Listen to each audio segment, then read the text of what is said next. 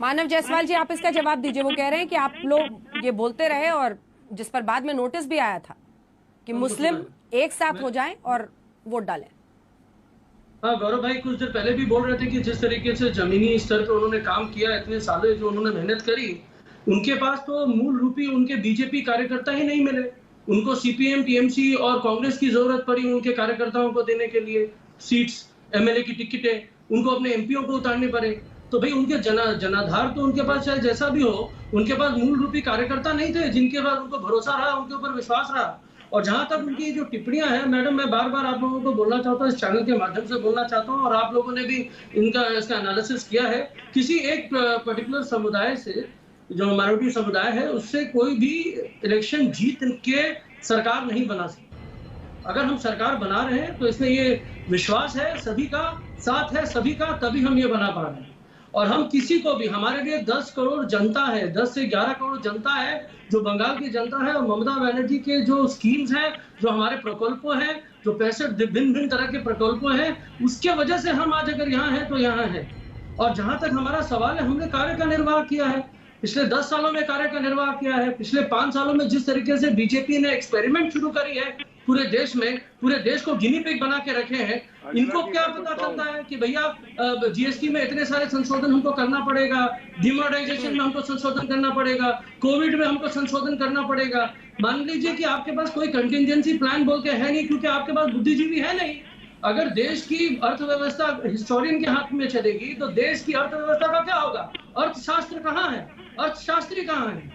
हमारे पास बहुत कुछ है बोलने को, लेकिन आज ये मौका नहीं है। लेकिन उसके बावजूद भी इनके पास ध्रुवीकरण की पॉलिटिक्स है। ये बोलते हैं कि हम सांप्रदायिक नहीं है। भैया, आपके पास सांप्रदायिक के, आपके जितने भी पैनल में लोग आए हैं, उन्होंने सांप्रदायिकता की बातें करी हैं, उन्होंने मेजॉरिटी पॉलिटिक्स की बातें करी, अपने आप को हिंदू बोलने की बातें करी है। आपने हिंदू मुस्लिम डिवाइड एंड रूल पॉलिसी, जो ब्रिटिश ईस्ट इंडिया कंपनी आपकी अनुयायी है, आपके उनके अनुयायी है, ब्रिटिश ईस्ट इंडिया कंपनी के, जो डिवाइड एंड रूल करते रहे। देश विभाजित नहीं होगा।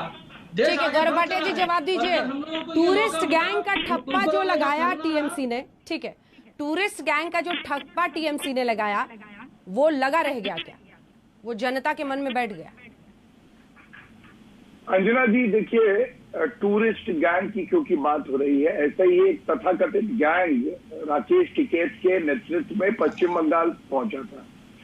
तो संविधान को तार-तार करते हुए ये जो ममता बनर्जी कहती हैं कि भारतीय नागरिक पश्चिम बंगाल की धरती पे आता है, जो कि भारत की धरती है और सबका हक है वहां पे जाने का संवैधानिक, तो वो बाहरी कैसे हो जाता है?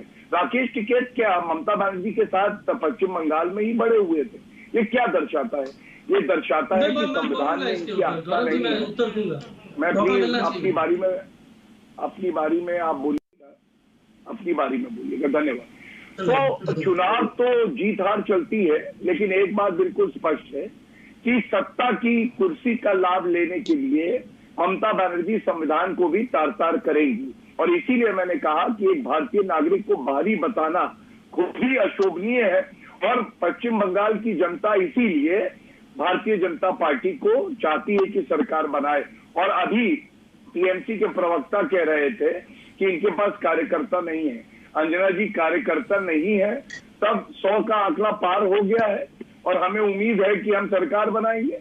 अगर कार्यकर्ता बढ़ते जाएंगे तो ऐसा ना हो कि लेफ्ट का ही हश्र टीएमसी का भी हो और टीएमसी का सूपड़ा साफ हो जाए।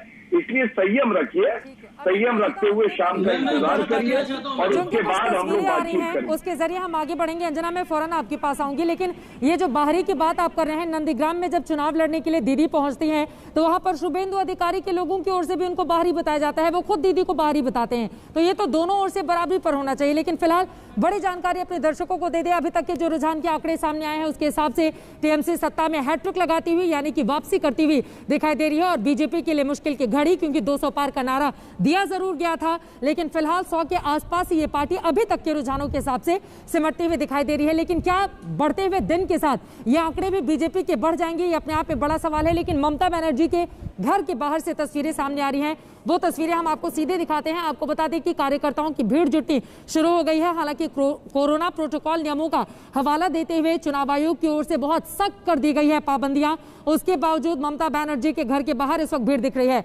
अनुपम मिश्रा हमारे संवाददाता जुड़ चुके हैं सीधे वहीं से। अनुपम, आसपास किस तरह की तस्वीरें आप देख रहे हैं और अभी से जश्न का माहौल, हालांकि बार बार यही कहा जा रहा है कि पहले के मुकाबले इस बार देखा जाए तो चुनाव की इस काउंटिंग में काफी ज्यादा समय लगने वाला है, लेकिन उसके बावजूद ममता बनर्जी के जो कार्यकर्ता हैं वो जश्न मनाने के लिए पहुंच रहे हैं दीदी के घर के बाहर। किस तरह की तस्वीरें नजर आ रही हैं अनुपम? जी देखिए, तस्वीर मैं साफ साफ आपको दिखा रहा हूँ। मेरे पीछे जायंट स्क्रीन लगा हुआ है, शामियाना बनाया गया है, लेकिन अभी तक कार्यकर्ता बहुत इक्का दुक्का ही पहुँच रहे हैं। कोरोना काल है, चुनाव आयोग से की ओर से भी कहा गया है कि जश्न न मनाए, पार्टी की ओर से भी कहा गया है कि जश्न न मनाया जाए। और चूंकि अभी लिहाजा काफ़ी शुरुआती ट्रेंड है। और एक बात और आपको बताऊँ, अभी भी 80 से 90 सीटें ऐसी हैं जहाँ पर जो मार्जिन है, जो फ़र्क है वो काफ़ी कम है, 1000 से 2000 वोटों का है। और अभी भी बहुत सारे राउंड होने बाकी हैं। तो इसलिए ममता बनर्जी ने भी अभी तक कुछ नहीं कहा है। हालांकि उन्होंने जो खबर आ रही है अपने कार्यकर्ताओं को संदेश भिजवाया है कि हम जीत रहे हैं। और उसी के बाद यहां पर पीछे जायंट स्क्रीन लगाया गया है और जायंट स्क्रीन पर हो सकता है थोड़ी देर में ममता बनर्जी संबोधित भी करें हमें।